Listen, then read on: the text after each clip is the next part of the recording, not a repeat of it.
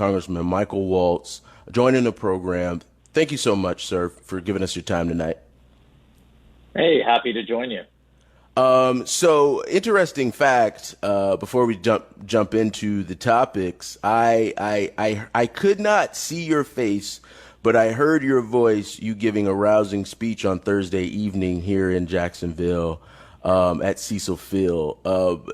Just briefly, I mean, what was that moment like, for you addressing the crowd, just moments before the president took the stage? Well, it was surreal for me. I grew up about 15 minutes down the road on the west side of Jacksonville, just outside of what was then Cecil Naval Air Station, Naval Airfield. Mm-hmm. And to be standing on that stage as a congressman in the United States House of Representatives, just a few minutes before the president of the United States was a little insane. Never in a million years did I think that would happen. Growing up as single mom in a poor section of Jacksonville, but only in America, right? Only in America could that happen. Where she pulled herself up by the bootstraps and set a better future for me, which I have for my daughter. But my point at the end of the day was we have to keep that American dream alive. Where the sky's the limit, you play by the rules, individual responsibility, individual liberty, and you can achieve anything that you set out to. But that is absolutely, it's under threat abroad between the Chinese, the Russians, the Iranians, global terrorism, et cetera. But it's now under threat from within.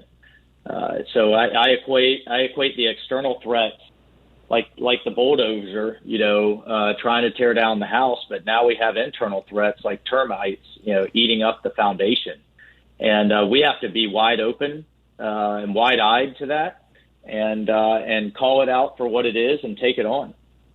Yeah, I spoke to dozens of what was quite literally, Congressman, thousands of supporters of the president who showed up hours. And I do mean hours. I'm just joking with these people. We're doing the live feed for Breitbart News on our Facebook, and it was watched by over 2 million people. And I'm just joking with the supporters of the president who came out like 10 hours before he took the stage. Just quickly, I mean, your thoughts on I'll say this: the political media is trying to convince me that Joe Biden has won this state. That it's not even going to be a contest. I'm looking at the hard data from pollsters that we trust to bring on to break down the information to this audience, but also just my eyes don't lie. But what's your read on it?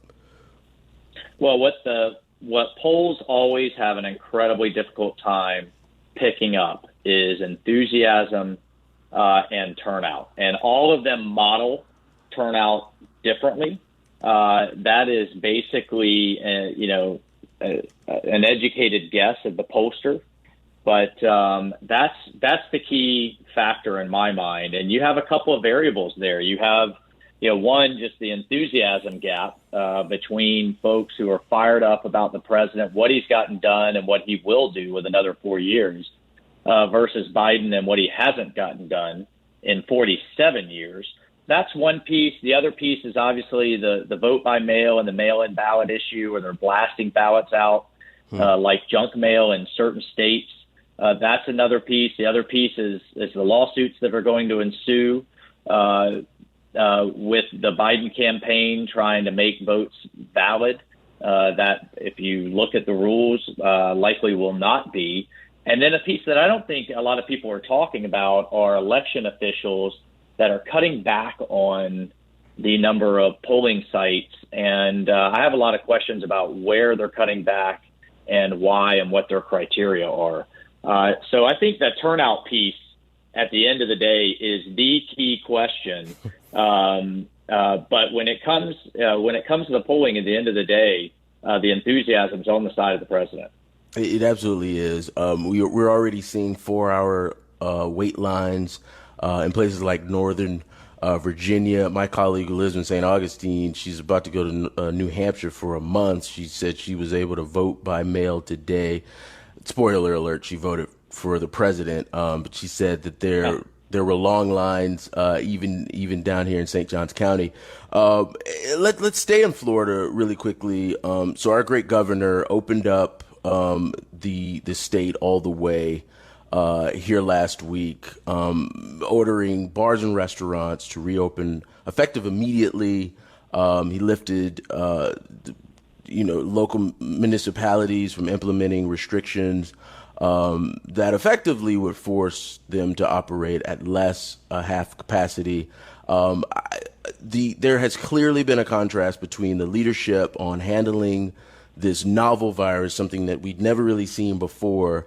There's clearly been a contrast between Republican governors handling it and Democratic governors. The media is already apoplectic, as they were against Governor DeSantis, quite frankly, when he shut the state down on St. Patrick's Day. What's your read on the governor's decision to do it and his leadership in handling this situation? Well, what's so ironic is the left is constantly pounding the table about follow the science and follow the data. So let's talk about the data for a moment. From the statistics that I have, if you are under 55 years old, you have less than a 0.05%. In other words, you have a 99.95% of being just fine.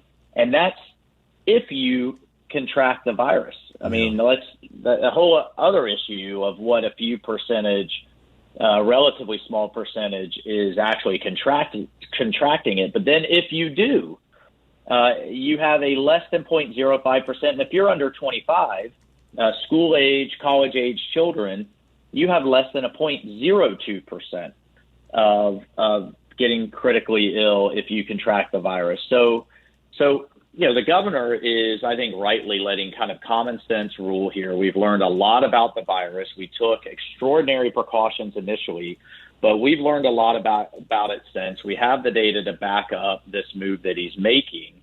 And what the other piece that I find ironic is the people still pounding the table for shutdowns are people all still collecting a paycheck. Government workers, government experts, politicians, county health officials in blue states, mayors in blue states.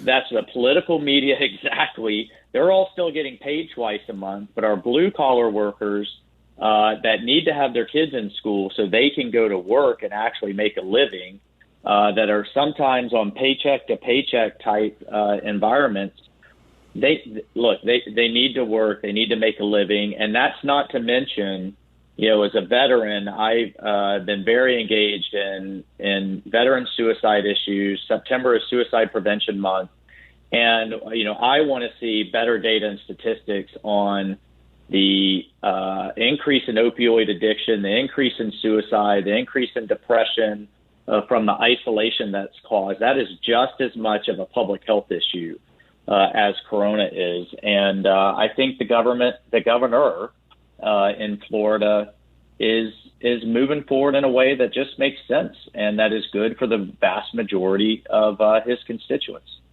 We are being joined on the program right now by my Congressman Michael Waltz. He's a U.S. Army officer, a veteran, and he represents Florida's 6th congressional district. We have a report here at Breitbart News, which you helped to contribute to, and so several congressmen, including yourself, you're demanding answers from the Florida Democratic Party following the shocking revelations that it applied for and accepted six-figure sums from the federal aid program that was designed to help boost the life and help the small businesses in this state that you were just talking about, and the workers who were being hammered by the coronavirus. How did this happen? I mean, what are the repercussions that I'm pretty sure this audience is expecting to be handed out? But please unpack this. Yeah, just to flesh this out, the PPP program, the Paycheck Protection Program, which Congress passed to help small businesses, your mom and pop shops and others that that were ordered to be shut down. And this is, designed to keep employees on their payrolls rather than unemployment payrolls. There was an explicit exclusion for any type of political entity from that program. And it is explicit on the application form. I don't buy for a second that the Florida Democratic Party applied for and accepted $780,000. That was, again, meant for small businesses to itself by accident. This wasn't just a quick click on a website. It's an extensive application with a series of certifications that you need the money and that you're not one of the excluded entities. Here's the other stinky part about it, is that the main part of the Florida Democratic Party didn't submit the application. And I'm doing air quotes here, it's Building Fund, which is an actual corporation, not a 501c6, which the actual Democratic Party is. So bottom line is they had another entity apply for it to circumvent the law from what it appears. And we are asking for transparency. We're asking for the application itself to see who's responsible here. Some Democratic state senators and representatives have joined us in calling for accountability. But the head of the party is kind of trying to brush it aside. Of course, the mainstream media is brushing it aside. This could be a clear case of fraud, and I think Floridians, the American people, the taxpayer deserve transparency here. We're being joined right now by Congressman Michael Waltz, representing Florida's 6th Congressional District. Before I let you go, Congressman, just a few hours ago, the House Democrats released their latest coronavirus relief package. It's coming in at about $2.2 trillion. It'll restore the $600 weekly jobless benefit. Feels like a last-ditch effort. We had our economics editor, John Carney, on, and he made the point that had this bill been brought by the House Democrats, who've been stalling, I think 3 times, correct me if I'm wrong, it would have benefited the people who needed it months ago. But they're doing this for political reasons. Even if the checks go out, they would land after the election. What are your thoughts? The irony here is they're calling this a skinny version. $2.2 trillion. That's 3 years worth of our annual entire defense budget. And this is the skinny pared down version. So essentially what they've done is they've left on all of their priorities, much of which has nothing to do with Corona, changing the way that we vote, things to do with marijuana, in that legalization. I mean, a whole series of liberal priorities. All they've done was essentially scale down some of the numbers from the outrageous number of $3.5 trillion.